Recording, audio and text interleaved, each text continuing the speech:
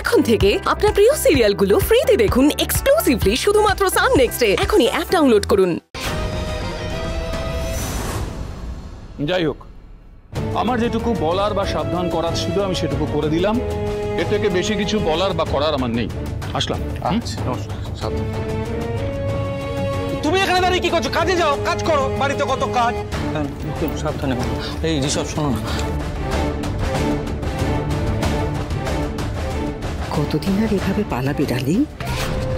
একদিন না একদিন তো ধরা দিতেই হবে। সেদিন কড়া শাস্তি তুমি পাবেই পাবে। এই যে দেখি, এই তো আর্য নিজের সমস্ত জিনিস নিয়ে চলে গেছে। সোমেনদা, এই নে ভাইদা, এবার তুই নিজের সাম্রাজ্য নিজে সামলা। রক্তিম শোনো না, তোমার সাথে একটা ইম্পর্টেন্ট কথা আছে আমার। হ্যাঁ, কি কথা বলো? আসলে ভাইদা দেখ, আমি জানি, মানে আমরা জানি তুই সুস্থ হওয়ার পর থেকে শুধুমাত্র বৌদিকেই খুঁজছিস। তুই তো জানিস যে বৌদি পুলিশের চোখকে ফাঁকি দিয়ে পালিয়ে গেছে, কিন্তু আসলে উর্বশী হলো ডালি। আমার চোখকে ফাঁকি দেওয়া কি এত সহজ?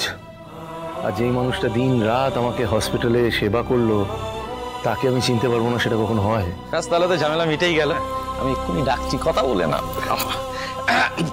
উর্বশী, হ্যাঁ উর্বশী,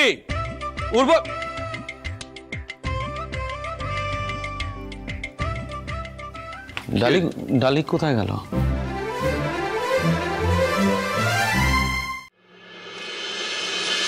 আগামীকাল খুনের অপবাদে ধৃত মিসেস ডালি দেববর্মনের কেস উঠতে চলেছে আদালত।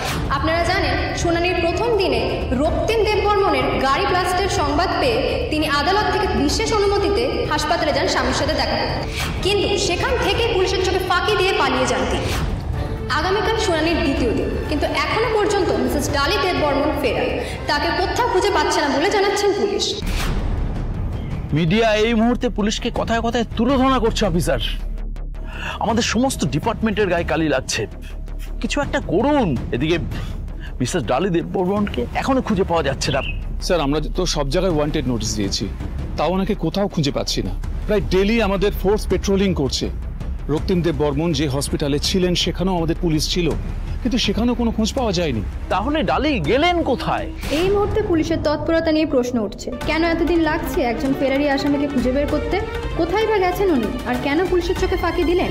এই সমস্ত প্রশ্নের উত্তর এখন একমাত্র একজন দিতে পারেন, মিসেস ডালি দেববর্মন নিজে। স্যার, আমি দেববর্মন বাড়িতে গেছিলাম। আমি ওনাদের জানিয়েছি যে মিসেস দেববর্মন যদি এখনো ধরা না দেন তাহলে কেস ওনার বিপক্ষে যেতে বাধ্য। এখন তো মনে হচ্ছে সেটাই হতে চলেছে, কারণ মিসেস দেববর্মনকে খুঁজে পাওয়া প্রায় অসম্ভব।